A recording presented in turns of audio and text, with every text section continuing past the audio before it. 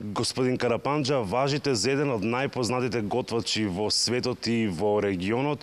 Што им порачавте на вашите колеги овде во Охрид и на студентите од факултетот за туризам пред кои што одржавте мотивационен говор? Што треба да нуди Охрид, односно каква храна треба да нуди пред потенцијалните гости? Ja inače sam veliki pristalica, da ne kažem nuđenja autohtone hrane. Јас сум голем поборник да се нуди автохтона, односно локална храна. Јас кога патувам некаде, а сум го пропатувал цел свет од Мексико, Австралија, Јапонија, Африка, каде и да сум бил, секогаш сум сакал да пробам нешто национално, но и да се напијам вино од тој регион. Тоа е цел еден ланец, почнувајќи од луѓето на село кои произведуваат, например, морков или добро маслиново масло, или пак оној рибар кој лови локална риба. Сето тоа треба добро да се приготви и да се презентира. Овде е рај. Овде има изобилство на намирници од овошје, зеленчук, месо, риба, а овде ви е езерото.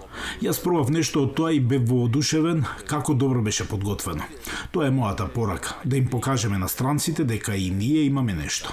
Затоа и не е чудно кога ќе дојдат странци, например американци, што тие уживаат бидејќи кај нив го нема тој природен вкус, затоа што тие имаат повеќе индустрија, а овде сето тоа може вистински да се доживее. Ваше мислење како Охрид повеќе да биде препознатлив на туристичката мапа? Jedino moja zamjerka je Ohridu što vidim da je jako izgrađen. Единствено моја забелешка е што гледам дека Охрид е премногу изграден. Не би сакал тој да се претвори во град со многу бетон и еден куп ресторани. Потенцијалот е многу голем. Местото е прекрасно. Има добра клима, езерото е овде. Денес е многу полесно да се дојде. Патиштата се модернизираат, не е тешко да се дојде и со авионски превоз и навистина тука гледам една голема можност и иднина.